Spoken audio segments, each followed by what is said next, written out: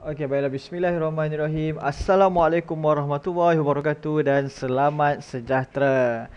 Okey, kita akan sambung lagi dalam kebolehjadian. Jadi kalau sebelum ni kita hanya tengok kepada dua sahaja, iaitu sama ada mungkin berlaku ataupun tak mungkin berlaku. Kali ini kita akan tengok kepada 5 kebolehjadian peristiwa. Konsepnya masih sama berdasarkan fakta dan juga berdasarkan logik akal. Okey, jadi 5 kebolehjadian peristiwa tersebut adalah yang pertama adalah pasti. Okey, adalah pasti. Okey, pasti. Yang kedua adalah mustahil. Yang ketiga adalah besar kemungkinan. Yang keempat kecil kemungkinan. Dan yang keempat sama kemungkinan. Okey, jadi berdasarkan peristiwa-peristiwa yang ada, yang diberi ataupun pernyataan yang diberi, kamu kena kenal pasti sama ada peristiwa atau pernyataan itu berada dalam kategori yang mana. Sama ada pasti ke, mustahil ke, besar kemungkinan ke, kecil kemungkinan ke, sama kemungkinan. Okey. Okey, jadi senang kita tengok kepada contoh yang ini pun cikgu rasa tak ada masalah. Topik ini sangat mudah.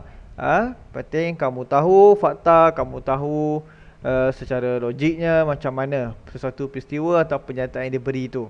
Okey, jadi kita tengok contoh. Contoh yang pertama adalah selepas hari Sabtu adalah hari Ahad. Okey, ini adalah satu fakta. Betul, pasti ke, kecil ke, besar ke, sama ke, mustahil. Okey, jadi memang tidak boleh macam mana dah, mesti confirm. Lepas hari Sabtu mesti hari Ahad. Tak pernah lagi berlaku selepas hari Sabtu, hari Jumaat. Jadi kita tahu kat sini adalah pasti. Pasti. Bukan pasti tadika tu pasti. Confirm. Okey, satu hari ada 34 jam. Yang ini memang dah tak akan berlaku. Tak ada kecil kemungkinan ke, besar ke, tak ada kemungkinan pun benda tu akan berlaku satu hari ada 34 jam. Satu hari mesti 24 jam sahaja. Jadi bila dia kata macam ni adalah mustahil. Mustahil itu berlaku. Okey, nombor 3, dapat nombor ganjil daripada bilangan dadu. Okey, kita tahu dadu yang standard punya dadu, bukan dadu yang cerita P.Ramlee tu. Standard punya dadu dia ada nombor 1, 2, 3, 4, 5 dan 6. Okey, kita tengok Okey, nombor 1, 2, 3, 4, 5 dan juga 6.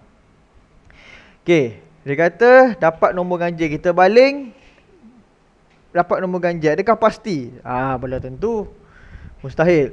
Tak mustahil dapat nombor ganjil. Kita tengok 1, 3, 4, 5, 6 ni. Nombor ganjil adalah yang dia ada 1, 2, 3. Nombor genap 1, 2, 3. Jadi sama. Bilangan nombor ganjil dan nombor genap pada dadu tu adalah sama.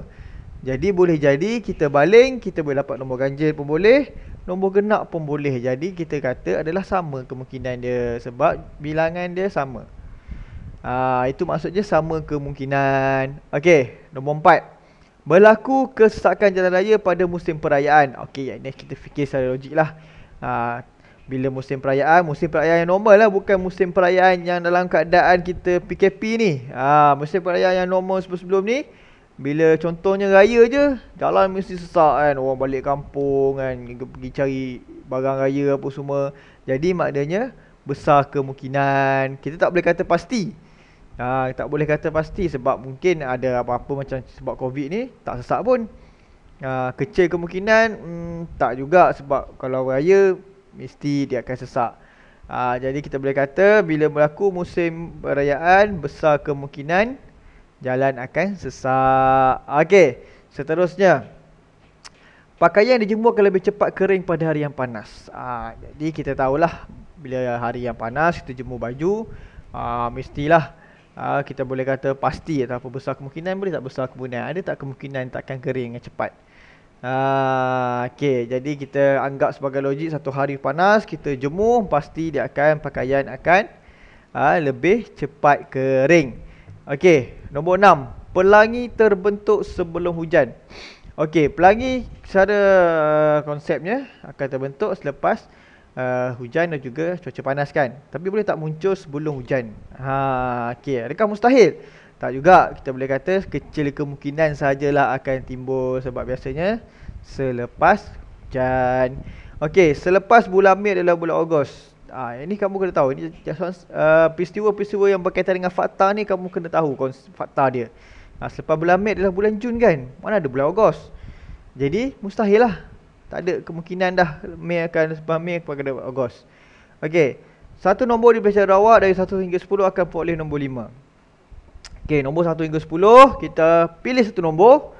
Adakah akan dapat nombor 5?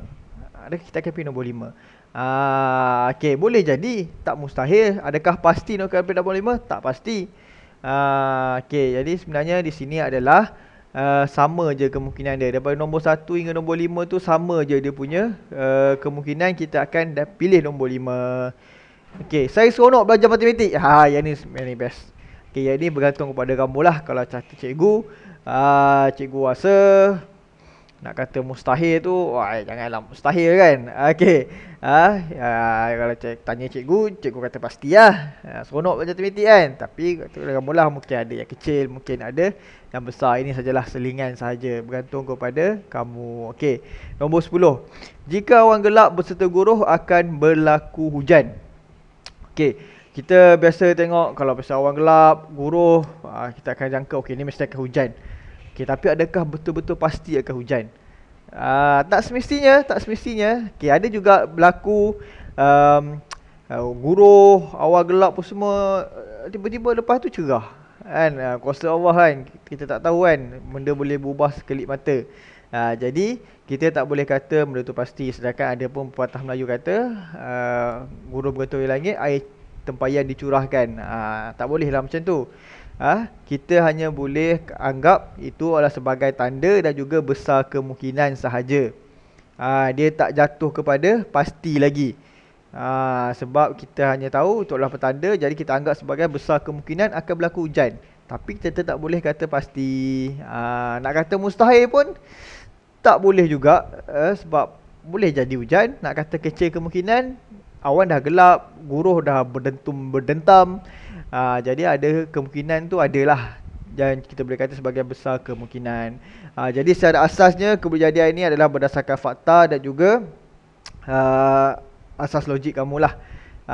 Jadi cikgu rasa topik ni tak ada masalah. Cikgu harap semua jelas dan dapat bezakan jenis-jenis 5 kejadian ni dan dapat tentukanlah berdasarkan pernyataan yang diberi. Jadi cikgu harap semuanya jelas dan faham dengan penerangan cikgu bagi topik ini. Buat latihan, ada soalan bertanya, hafal sifir. Okey, kita jumpa kepada sesi PDP pada seterusnya. Assalamualaikum warahmatullahi wabarakatuh dan selamat sejahtera.